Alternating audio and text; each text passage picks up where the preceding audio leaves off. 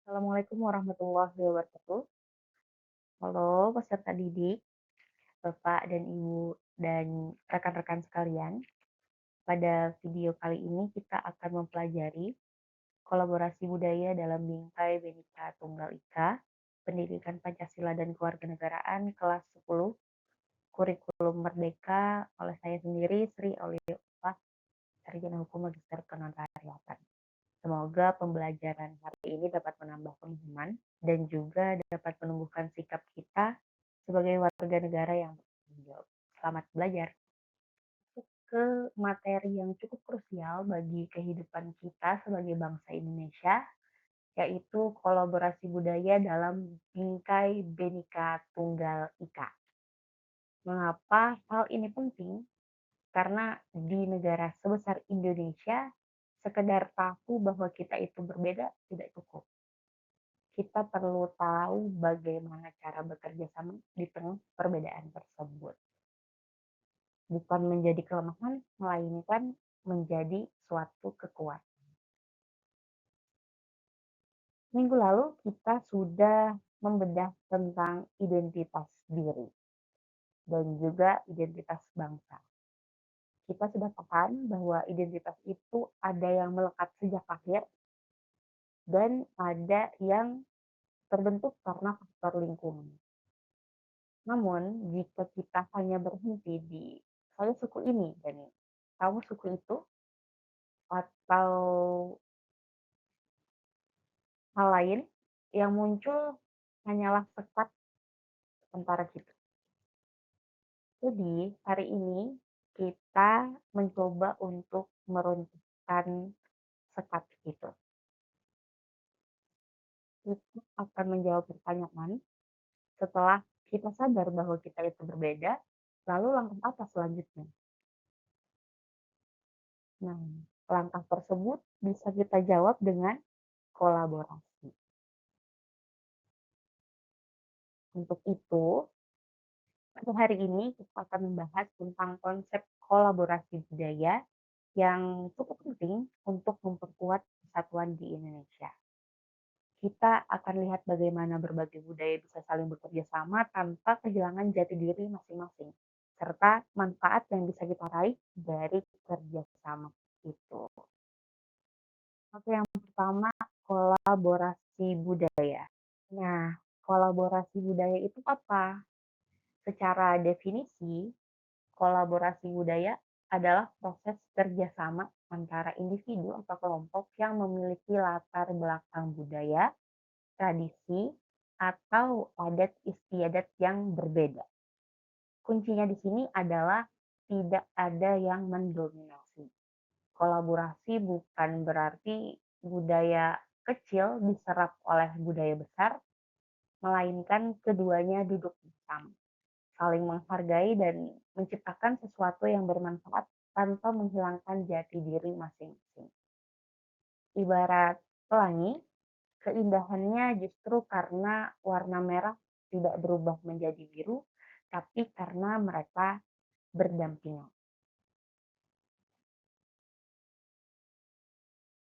Dimana hal tersebut penting untuk kita memahami bahwa kolaborasi tadi tidak menghilangkan jati diri masing-masing, melainkan untuk saling menghargai dan saling menguatkan keunikan setiap budaya dalam kebersamaan bersama.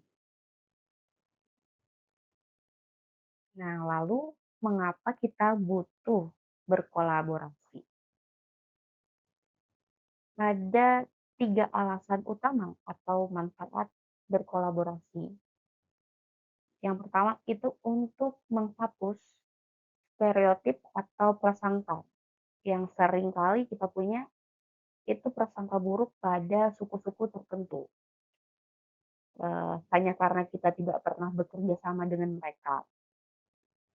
Nah, jadi untuk menghilangkan hal itu, untuk menghilangkan prasangka buruk tersebut. Dan yang kedua, sebagai alat integrasi. Indonesia ini kan luas ya. Kolaborasi adalah lem atau pelengkap yang menjaga agar pulau-pulau kita itu tidak terlepas secara emosional. Dan yang ketiga, untuk kreativitas. Dunia saat ini menghargai keunikan. Dengan kolaborasi, kita bisa menciptakan produk seni atau pemikiran-pemikiran baru yang tidak dimiliki oleh bangsa lain. Hal-hal yang kreatif yang dapat menunjukkan kepada dunia bahwa Indonesia berbeda, bahwa Indonesia adalah negara yang penuh dengan keanekaragaman, tetapi tetap berdamai dan juga bersih. Lalu bentuk kolaborasi budaya itu seperti apa? Bentuk yang paling sederhana adalah pertukaran budaya.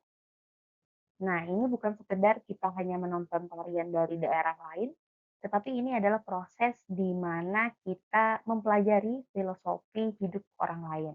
Contoh, saat ada festival budaya Nusantara, seorang dari Jawa itu belajar kenapa tarian Papua itu begitu energik. Dan orang Papua pun sebaliknya dapat memahami makna kelembutan dari budaya orang Jawa. Di sana terjadi dialog batin antara mereka yang merasa, oh ternyata kita satu keluarga ya. Dan juga ada akulturasi dan asimilasi. Kita lihat sekeliling,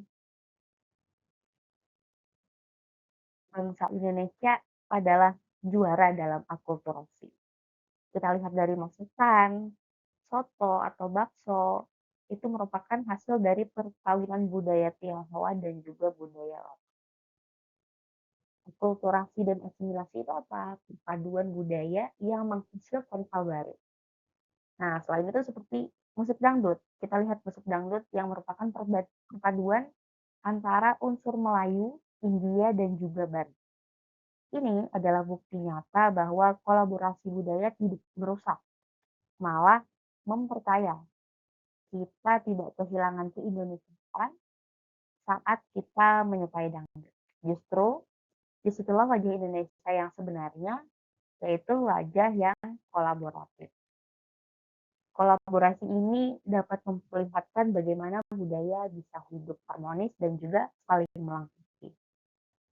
Nah, di era digital ini, kolaborasi budaya itu harus naik ke kelas panggung dunia. Kita tidak hanya diam dan berharap orang luar itu tahu tentang batik atau tentang makanan khas kita. Kita harus berkolaborasi dengan teknologi dan juga tren global. Contohnya, desainer kita yang berkolaborasi dengan brand internasional dengan menggunakan motif dari lokal. Inilah cara kita untuk menjaga kedaulatan budaya kita bukan dengan menutup diri tetapi dengan berinteraksi secara cerdas dengan dunia internasional. Namun, dari hal tersebut pun juga terdapat tantangan dan bagaimana peran kita sebagai warga negara. Nah, di dalam sini tantangan atau hambatan dalam kolaborasi budaya yaitu di mana tidak mudah untuk kita karena ada hambatan yang disebut dengan etnosentrisme, yaitu perasaan bahwa budaya sendiri paling hebat dan budaya orang lain itu lebih rendah. Ada juga prasangka atau hal yang menutup pintu kerjasama. Tantangan lainnya adalah globalisasi yang tidak tersaring. Jika kita lebih bangga dengan budaya luar daripada budaya kita sendiri, maka kolaborasi lokal itu tidak akan terjadi. Kita harus memfilter dengan cerdas, bukan spons yang menyerap semuanya tanpa disaring terlebih dahulu. Semua ini harus kita hadapi dengan sikap yang terbuka dan juga saling menghargai. Karena kurangnya keterbukaan itu menjadi sebuah tantangan dan hambatan, ditambah juga pengaruh globalisasi tadi yang kadang budaya asing itu terus-menerus masuk tanpa kita saring begitu saja. Nah, di dalam dunia kerja, rekan-rekan sekalian, sebagian besar dari kita adalah pekerja. Di kantor, di pabrik, atau di pasar, kita bertemu dengan orang yang berlatar belakang berbeda. Saat kita bisa menyelesaikan sebuah proyek bersama orang yang kita tahu cara bicaranya itu berbeda, adatnya berbeda, namun tanpa adanya konflik, itu merupakan bentuk kolaborasi budaya yang paling nyata. Keberhasilan ekonomi kita bergantung pada sejauh mana kita bisa bekerja sama sebagai satu tim, terlepas dari apa latar belakang mereka dan apa suku mereka. Kuncinya, berkomunikasi yang efektif dan menghargai gaya kerjasama masing-masing itu adalah kunci supaya tim kita bekerja dengan lancar. Kolaborasi budaya bukan hanya teori, tetapi praktik sehari-hari yang kita hadapi. Sebagai warga negara, apa yang bisa kita lakukan? Yang pertama, jadi pendengar yang baik. Jangan cepat menghakimi tradisi orang lain yang nantinya terlihat aneh bagi kita. Dan yang kedua, aktiflah dalam kegiatan kemasyarakatan yang bersifat lintas budaya. Dan yang ketiga, gunakan media sosial untuk menyebarkan keunikan budaya kita dengan cara yang positif, bukan dengan membanding-bandingkan mana yang lebih unggul. Kita punya peran besar dalam menjaga kolaborasi budaya. Kita dapat melibatkan diri ke dalam lingkungan-lingkungan tersebut dan juga dapat memecah atau menolak hoaks yang dapat memecah belah kita. Belajar terbuka dengan langkah yang konkret. Dengan begitu kita ikut menjaga persatuan dan kerukunan di masyarakat yang majemuk ini. Semua yang kita bahas ini berakar pada Pancasila, terutama di sila ketiga, yaitu Persatuan Indonesia. Persatuan itu bukan keseragaman, melainkan Persatuan Indonesia adalah sebuah kesepakatan untuk tetap bersama di tengah perbedaan. Kolaborasi budaya adalah nafas dari sila ini. Tanpa kolaborasi, sila ketiga hanya kalimat di atas kertas. Kita menghidupkannya melalui tindakan kerjasama sehari-hari. Dan sebagai penutup, ingatlah bahwa perbedaan itu anugerah dari Tuhan yang Maha Esa yang tidak bisa kita ubah. Namun bagaimana kita caranya menyikapi perbedaan tersebut adalah pilihan kita. Kita memilih untuk berkolaborasi karena bangsa yang besar bukan bangsa yang paling seragam, melainkan bangsa yang paling mampu mengelola keseragamannya menjadi sebuah harmoni. Kunci masa depan Indonesia yang damai, kreatif, dan bersatu dimulai dari hal-hal kecil dan terus berbagi pengalaman positif untuk kita semua. Nah, kemudian ini ada kuis singkat tentang kolaborasi budaya. Ada 5 pertanyaan pilihan ganda. Cukup Bapak Ibu sebutkan saja jawaban 1, 2, 3, 4, dan 5 di WhatsApp. Langsung kirim saja tanpa perlu ditulis di buku. Jangan lupa tulis nama, kelas, dan tanggal. Kirimkan ke WhatsApp saya. Lupa dikirimkan ke WhatsApp 0812 5452461. Terima kasih atas perhatian Bapak dan Ibu dan juga rekan-rekan. Saya tunggu jawabannya dan sampai jumpa minggu depan. Assalamualaikum warahmatullahi wabarakatuh.